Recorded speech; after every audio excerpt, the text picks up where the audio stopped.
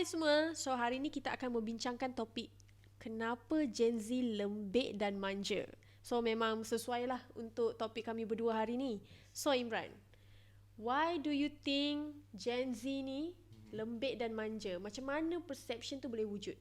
Okay, before that, kenapa kita pula yang sesuai cakap pasal Gen Z ni? Sebab kita Gen Z ke? Yes, sebab kita Gen Z lah. Okay, Hana, actually macam ni. Because actually, why Gen Z ni orang kata lembik dan lemah, for me personally, I think itu adalah satu perception je lah. Persepsi generasi-generasi lain terhadap kita ni. Because kebanyakan Gen Z sekarang ni, yang mostly yang muda-muda lah, yang Imran tengok macam kalau bayi-bayi kita ni like mid-20s or early 20s, kurang sikit buat benda ni.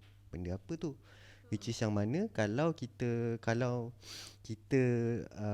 tiba-tiba macam contoh sedih ataupun something bad or something yang teruk berlaku dalam hidup ni, kita akan post story post story dekat social media. Macam meluah lah orang kata kan. Yes, lepas tu macam up story dekat WhatsApp status, konon-konon nak bagi tahu satu dunia lah yang dia tu paling sedih, sikit-sikit macam healing kan. Nak attention lah, tapi sebenarnya actually macam semua generasi Semua generasi pun sebenarnya tak boleh lah kita nak kata Gen Z sahaja yang macam tu, betul tak? yes, betul. Okay, betul. Okay, tapi Imran, bagi Hana, kita tak boleh macam nak salahkan Gen Z sahaja yang macam tu. Sebab sekarang ni kita dah berada di dunia abad 21, orang kata dunia digital. Kita dah ke arah teknologi. So, semua orang main social media. Tak kisahlah Gen Y, Gen X, kan? Boomers pun kan, betul. So, kalau kita nak spesifik kepada Gen Z sahaja, to me, tak fair, okay? Tak fair. Tak fair lah sebab ada je yang lagi berusia daripada kita dok merentan dekat social media. Pernah nampak tak? Hana banyak kali tengok, especially dekat Facebook. Selalu Kan, faham. Imran rasa kenapa Gen Z ni kena label macam tu? You rasa is it because of adik-adik bawah kita ni selalu diberi smartphone? Yes, that is one of the reasons lah for me, because like generasi Gen Z kita ni, yang mana kebanyakan yang muda-muda ni, diorang memang membesar celik-celik je dah diberi gadget, diberi smartphone oleh parents. Betul. So that's why lah perception orang terhadap Gen Z ni 24/7 je menghadap phone. Tapi macam mana cakap jugalah tadi kan, not fair to us because sekarang ni dah abad 21. So kita pun membesar dengan teknologi, so we need to follow the flow lah. Dah kalau macam tu flow dia kan. Yes, betul, exactly. Sebab tak semua actually Gen Z ni orang kata lembik dan manja. Okay, macam kita punya topik hari ni. Sebab untuk usia kita, kita sendiri dah pernah melalui fasa childhood, betul tak? Yes. Imran pun pernah melalui kan, which is I also lalui juga benda tu. Okay, nak tanya Hana lah, kalau macam sebab kita punya age difference is like berapa tahun? I rasa kita 3-4 years je. Lebih kurang 3-4 years kan. Okay, for you, childhood yang sebenar tu, yang mana you lalui in life, apa dia? Contoh-contoh. Contoh Hana waktu Hana membesar memang tak ada gadget. No smartphone. So Hana pergi bermain dengan kawan-kawan, pergi main guli, you know. Kita main basikal, pergi lumba lari, semua benda-benda yang macam tu yang kita tak pernah buat. Kiranya maksud Hana, budak-budak zaman sekarang ni tak buat lah. Mostly Hana tengok 3-4 tahun dah start main gadget. Betul. Yang tu yang Hana nampak sekarang ni. For me pun childhood yang sebenar tu, I went through that phase juga. Yang mana, yelah macam kita balik sekolah, waktu tu sekolah rendah kan, balik sekolah je pergi main bola, pergi main basikal sampai naik bonggol tergolek masuk dalam longkang, main dalam hujan. So so that's why bila masuk alam pekerjaan tu, cara pemikiran dengan tindakan Gen Z tu berbeza compared tu dengan generasi-generasi lain. Tapi tak semestinya cara dan tindakan tu salah. Cuma mungkin adaptation gen lain tu dengan gen kita tu takes time lah. So Yes. sebab itulah kita ni dilabel lembik dan manja. Sebenarnya tak pun.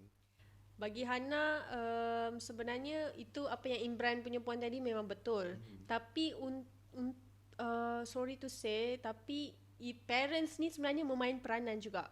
Kalau kita memang boleh bagi gadget di usia yang awal, tapi kita kena pantau. Sebab tak semuanya orang kata dia ada juga negative side dia ada positive side dia Dia ada juga. pros and cons.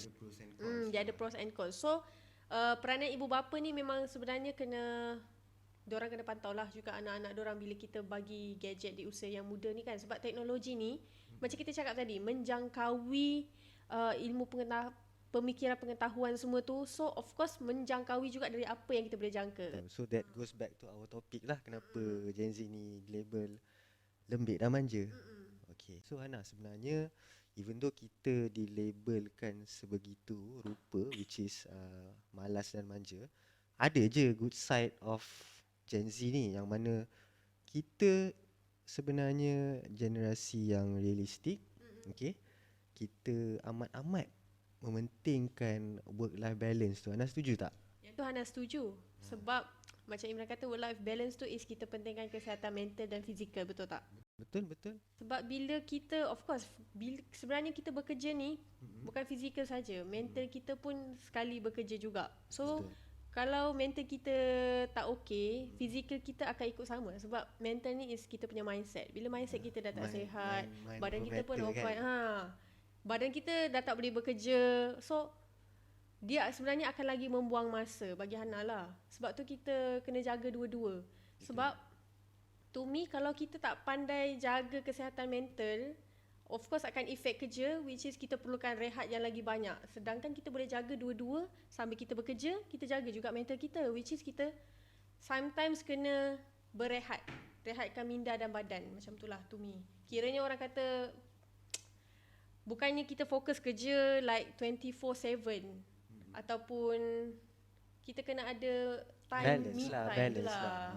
kan? So actually macam apa yang Hana cuba sampaikan, it all starts in the mind lah. Kalau kita jaga kita punya mind tu, our body will follow. Kalau kita have a healthy mind, we also have a healthy body.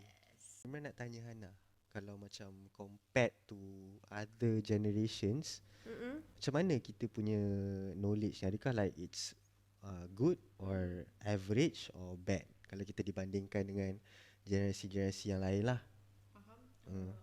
Soalan ni menarik. To me, kita sebenarnya kena rely on each other. Betul. That was what I was thinking lah. Macam like ibarat sebenarnya kita complement each other.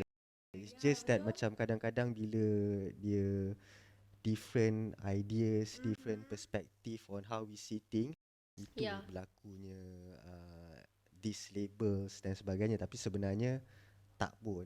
Macam Imran kata, bagi Hana pun, kenapa Hana kata kita rely on each other? Sebab ada benda yang kita perlukan advice daripada orang yang berusia, yang contohnya macam gen lain lah. Kita perlukan advice daripada diorang. Sebab tak semuanya benda yang kita buat sekarang ni betul, kan?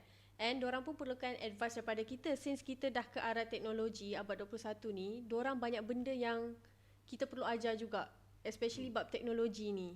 Sebab sekarang ni pun isu-isu scammer semua kan. So kita lah yang lebih aware pasal tu, kan? So pengetahuan kita tu Hana rasa sama je, cuma kita advance je lah. Tu je lah bagi Hana. Sebab kita boleh dapat pengetahuan tentang dunia luar dengan lagi cepat disebabkan teknologi ni. Okay, betul lah Hana. Sebab generasi kita ni, dia more to like open mindset, which leads to banyak pengetahuan yang kita nak tahu, ataupun yang kita ingin belajar, so that kita up to date lah dengan what happens in this world. Tapi bukan macam awak open minded tak? Bukan macam tu lah. Ya, betul. Faham. Bukan nak menghalalkan something which is haram. Sebab kita ni betul lah. And Hana rasa disebabkan perasaan ingin tahu tu, macam Imran kata tadi, itu sebenarnya salah satu sebab yang menyebabkan kita ni menjadi seorang yang kreatif dan inovatif. Betul, setuju. That's why kalau you perasan Gen Z ni dekat tempat kerja, kita akan contoh kalau kita diberikan satu task kan, kita akan find ways on how to complete that task the soonest possible. Tapi tak bermakna kita buat task tu tak bersungguh-sungguh ataupun task tu ada flaws. Yeah. Just that balik pada topik yang kita sembang tadi, because kita ni fast learner and then kita knowledgeable, so kita akan cuba untuk Faham? dapatkan solution macam mana kita nak settlekan benda tu cepat-cepat so that it wouldn't be time consuming. Ya, kiranya walaupun kita contoh kita dapat sedikit explanation daripada kita punya boss ke apa, and then the rest kita boleh figure out sendiri, you know. Macam okay, kita tak perlu pun macam dia explain banyak sangat, sebab especially dengan cara kita figure out sendiri tu sebenarnya kita lagi banyak belajar. Betul. Dia macam kita do the practical lah. So, Betul-betul. the more we do, the more we learn, the more we know. Okay, so sebenarnya guys, in conclusion lah kan, Gen Z ni bukanlah macam orang kata lembik dan manja. We have our own strength, right? And sama juga dengan generasi yang lain pun have their own strength. So we need to rely on each other. Yes, we need to leverage on each other so that We become stronger together. teamwork makes the dream work. Yes, agreed.